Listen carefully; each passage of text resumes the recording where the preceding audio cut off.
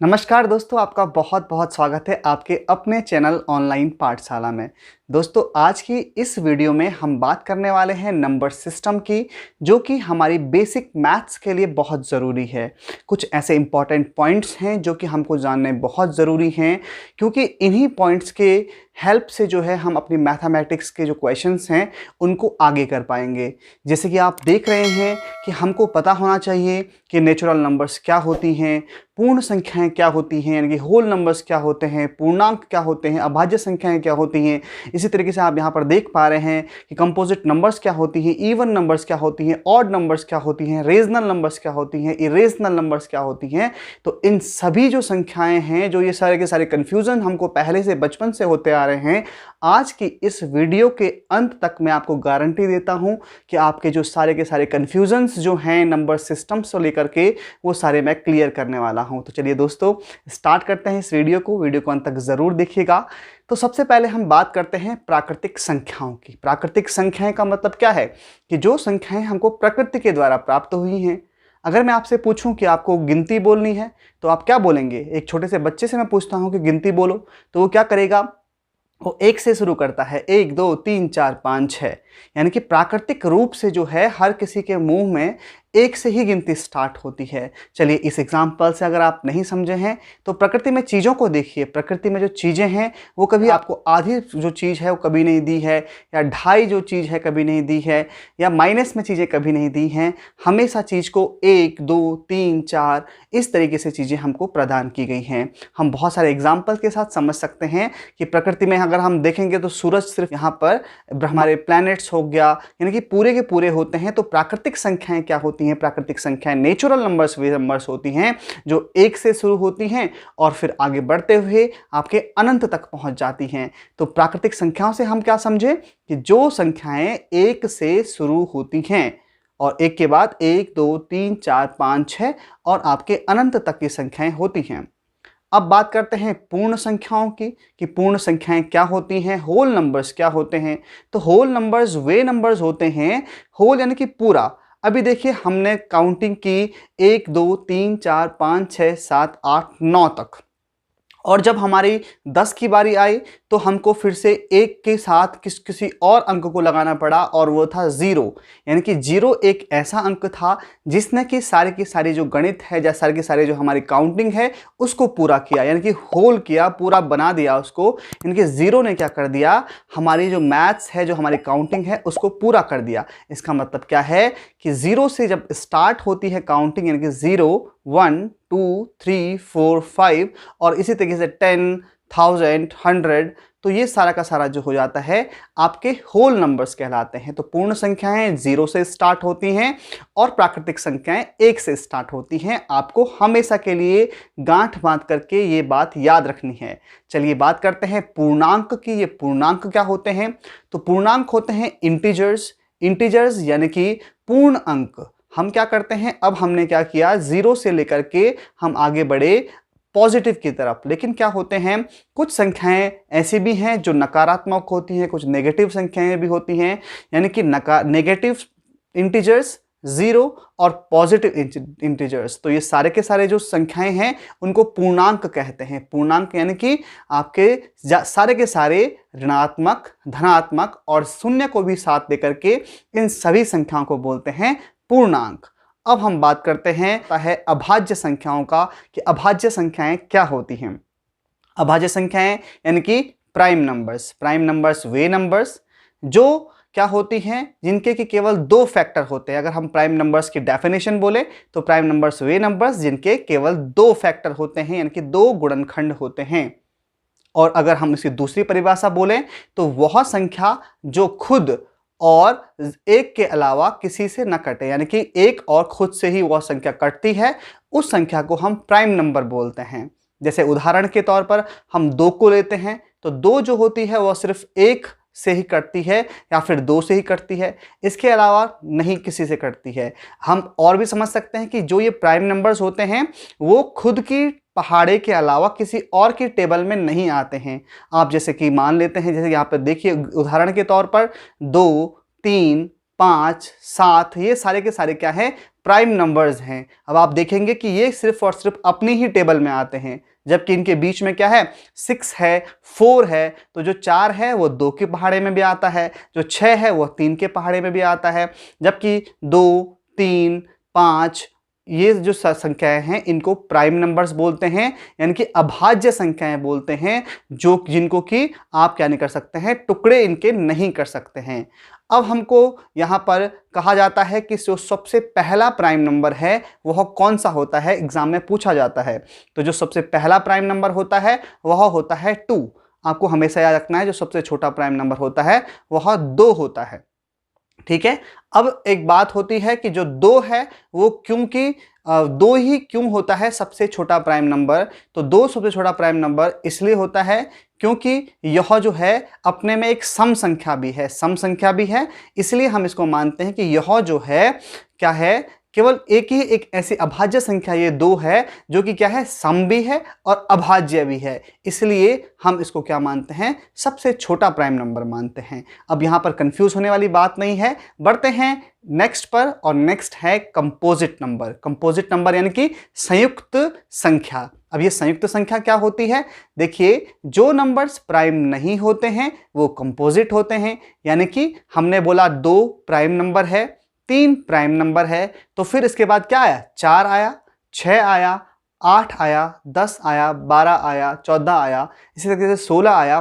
तो वे संख्याएं जो प्राइम नहीं होती हैं वो कंपोजिट होती हैं। दूसरी डेफिनेशन क्या बन सकती है कि जिनका क्या हो सकता है, जो भाज्य होती हैं, जिनके भाग किए जा सकते हैं, जिनके टुकड़े किए जा सकते हैं, वो संख्याएं कंपोजिट नंबर कहलाती हैं। ठीक है। अब बात आती है कि सबसे जो पहला है, जो सबसे छोटा जो कंपोजिट नंबर है वह कौन सा है। तो सबसे छोटा कंपोजिट नंबर कौन सा हो गया, वो हो गया 4।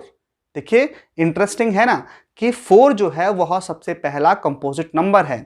अब हमको एग्जाम में क्वेश्चन पूछा जाता है कि सबसे छोटा कंपोजिट नंबर क्या होता है, ऑप्शन में होते हैं 0, 1, 2, 4, और हमको लगता है कि सबसे छोटा पूछा गया है तो या तो 0 होगा या तो 1 होगा, हम उनको टिक कर देते हैं और वो हमारा गलत हो जाता है।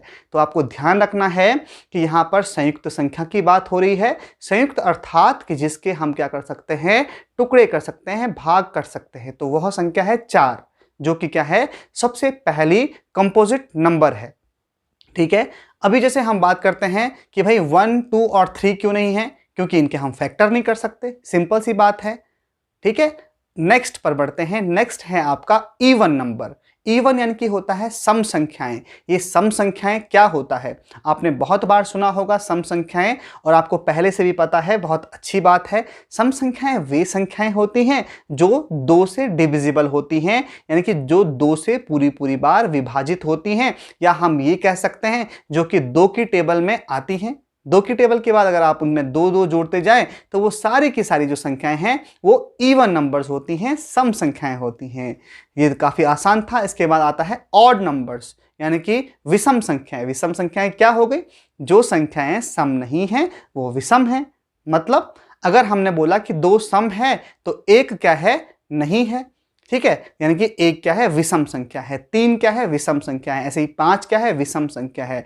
यानी कि जो संख्या जो है सम नहीं है, 2, 4, 6, 8, 10, 12, 14, इनके अलावा जितनी भी सारी संख्याएं होती हैं वो कहलाती हैं आपकी ऑड नंबर्स, यानी कि विषम संख्याएं। अब आगे बढ़ते हैं। नया पॉइंट है rational numbers. What is the rational numbers. Rational numbers का मतलब होता है परिमेय संख्याएं। परिमेय संख्याएं क्या होती हैं, वे संख्याएं जिनको हम p/q के रूप में लिख सकते हैं। बल्कि इसमें एक ये भी पॉइंट जोड़ा जाता है कि जो इसका q होता है वो कभी भी 0 नहीं होना चाहिए। परिमेय संख्याओं की परिभाषा क्या है कि वे संख्याएं जिनको हम p/q के रूप में लिख सकते हैं, यानी कि अपॉन में लिख सकते हैं, लेकिन इसका जो हर है या जो डिनोमिनेटर है वो कभी भी 0 नहीं होना चाहिए। वे संख्याएं आपकी कहलाती हैं रेशनल नंबर्स। अब जो है इरेशनल नंबर कौन सी होती हैं, इरेशनल नंबर यानी कि आपकी जो संख्याएं परिमेय नहीं हैं वो संख्याएं आपकी इरेशनल हो गई हैं, यानी कि आप कह सकते हैं अपरिमेय संख्याएं।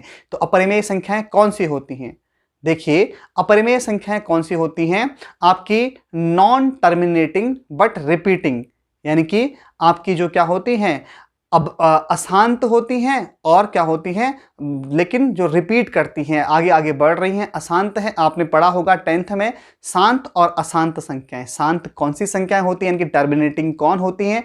टर्मिनेटिंग वे संख्याएं होती हैं जिनको अगर आप क्या करते हैं, भाग देते हैं, क्योंकि अभी हम यहाँ पे रेशनल की बात कर रहे हैं, यानी कि आपने हर से अंश में भाग दिया तो हुआ क्या, यदि आपका जो शेष फल है वो 0 आता है, यानी कि पूरी पूरी बार भाग जाता है, इसका मतलब हम क्या समझेंगे, इसका मतलब हम समझेंगे कि वो जो है शांत है, यानी कि टर्मिनेटिंग है। अब नॉन टर्मिनेटिंग क्या हुआ? नॉन टर्मिनेटिंग का मतलब है कि वो जो है पूरी पूरी बार विभाजित नहीं हो रहा है, यानी कि कुछ संख्याएं जिनको हम बोल रहे हैं नॉन टर्मिनेटिंग बट रिपीटिंग, जैसे कि आप अगर 10/3 आपके पास है, आप उसको डिवाइड करके देखिए तो आपका आएगा 0.33333, इस तरीके से आगे बढ़ता जाएगा। तो हम इन संख्या को बोल सकते हैं कि ये क्या है, इरेशनल है, ये क्या है, नॉन टर्मिनेटिंग है। ठीक है, इसी तरीके से अगर आप क्या करते हैं, और भी बहुत सारी संख्याएं हैं जिनको आप चेक कर सकते हैं, और वो क्या होती हैं, इरेशनल नंबर्स होती हैं। ठीक है, आपकी जो अंडर रूट वाली नंबर्स होते हैं, √5, √3, √7, √10, ये सारी की सारी संख्याएं भी जो होती हैं आपकी इरेशनल होती हैं। अब बात करते हैं रियल नंबर्स की। रियल नंबर्स क्या होते हैं, यानी कि वास्तविक संख्याएं क्या होती हैं? तो वास्तविक संख्याओं की सिंपल सी डेफिनेशन है, सभी परिमेय संख्याएं और सभी अपरिमेय संख्याएं मिलकर के क्या बनाती हैं, वास्तविक संख्याएं बनाती हैं। ठीक है, तो यहां पर जो है हमने जो है सारे के सारे नंबर सिस्टम के संख्या पद्धति के जितने भी सारे कंफ्यूजिंग पॉइंट्स थे उनको कवर किया। अब हमको कुछ क्वेश्चन जो हैं एग्जाम में पूछे जाते हैं, जरा उनको भी डिस्कस कर लेते हैं। तो वो क्या है कि सभी परिमेय संख्याएं वास्तविक संख्याएं होती हैं, परंतु सभी वास्तविक संख्याएं परिमेय संख्याएं नहीं होती हैं। बिल्कुल सही बात है। क्या बोला गया है कि सभी जो परिमेय संख्याएं हैं वो वास्तविक होती हैं। इसका मतलब क्या है कि भाई परिमेय संख्याएं हैं, वास्तविक तो होंगी, लेकिन सभी वास्तविक संख्याएं परिमेय संख्याएं नहीं होंगी। इसका मतलब क्या है कि भाई वास्तविक संख्याएं तो केवल क्या होती हैं, आपकी रेशनल और इरेशनल दोनों होती हैं। तो यहाँ पर ये कंफ्यूज कर देता है। अगला है कि जो सारे नेचुरल नंबर्स होते हैं वो होल नंबर्स होते हैं, लेकिन सारे होल नंबर्स नेचुरल नंबर्स नहीं होते हैं। इसका कारण क्या है? इसका कारण ये है कि होल नंबर्स में तो 0 भी आता है, और अगर हम बात करें आपके होल नंबर्स की तो वहां पर 0, 1, 2, 3, 4, 5, और आपकी प्राकृतिक संख्याएं क्या हैं, 1, 2, 3, 4, 5।